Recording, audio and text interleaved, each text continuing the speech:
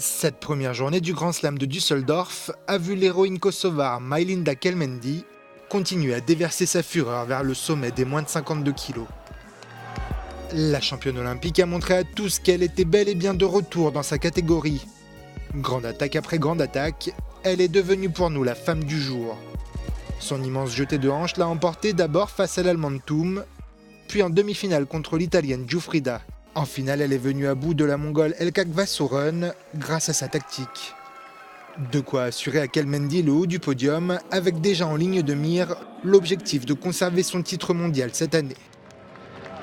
Elle confie. Aujourd'hui, pour être honnête, j'étais très motivée et j'avais l'impression d'être au JO. Donc j'étais motivée et je savais exactement ce que j'avais à faire.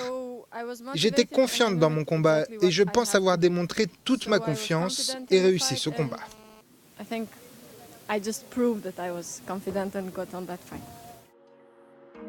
Notre homme du jour est japonais, Maruyama Yoshiro. Le médaillé d'or du Grand Slam d'Osaka, désormais célèbre pour son Uchimata, nous a offert des exemples brillants de son dynamisme et de son explosivité, en premier lieu face au Coréen Ham Yong-jin. Puis ce fut au tour de Manuel Lombardo de céder.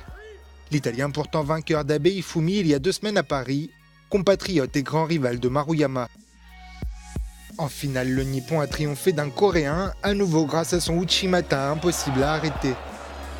Est-on face au nouveau numéro 1 japonais ?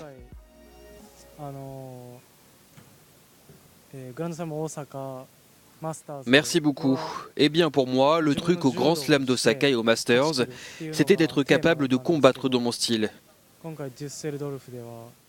Mais en venant au Grand Slam de Düsseldorf, je savais que je serais attendu, épié.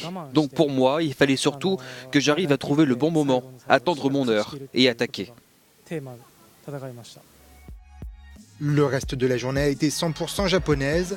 Chez les moins de 48 kg, l'ex-championne du monde Tona Kifuna a mis tout son poids dans ce Sumigeshi pour s'imposer par Ippon. L'indispensable Nagaya Maryuju l'a lui emporté face au russe Robert Mchidobadze.